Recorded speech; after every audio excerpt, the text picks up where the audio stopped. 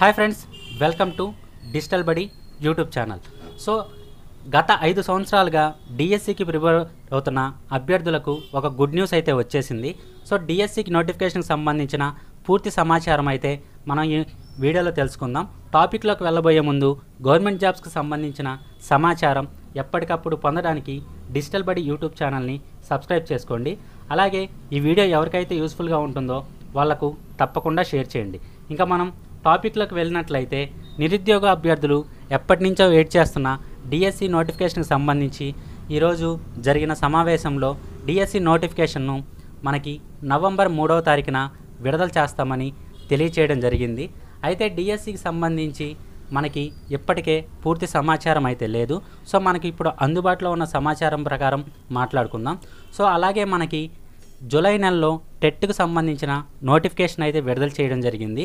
So దానికి సంబంధించిన దరఖాస్తు ప్రక్రియ కూడా మనకి ఆగస్టు 3వ తారీఖుతో ముగిసింది. అలాగే టెట్కు సంబంధించిన ఎగ్జామ్స్ వచ్చేసరికి మనకి అక్టోబర్ 3వ తారీఖు నుంచి అక్టోబర్ 20వ తారీఖు వరకు జరగనున్నాయి. అలాగే దానికి సంబంధించిన రిజల్ట్ అనేది నవంబర్ 2వ తారీఖున విడుదల చేస్తామని నోటిఫికేషన్ ప్రకారం తెలియజేయడం జరిగింది.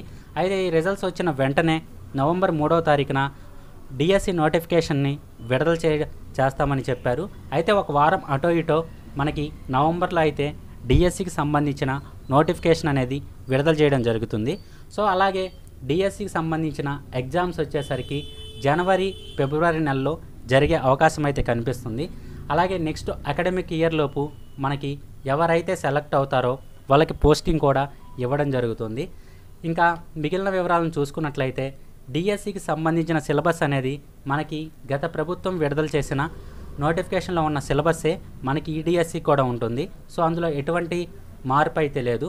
సో మీరు ఆ సిలబస్ ప్రకారం అయితే ఫాలో అవ్వచ్చు. అలాగే డిఎస్సి మరియు టెట్కు సంబంధించిన సమాచారం ఎప్పటికప్పుడు తెలుసుకోవడానికి డిజిటల్ బడి యూట్యూబ్ ఛానల్ని సబ్స్క్రైబ్ చేసుకోండి. Thank you.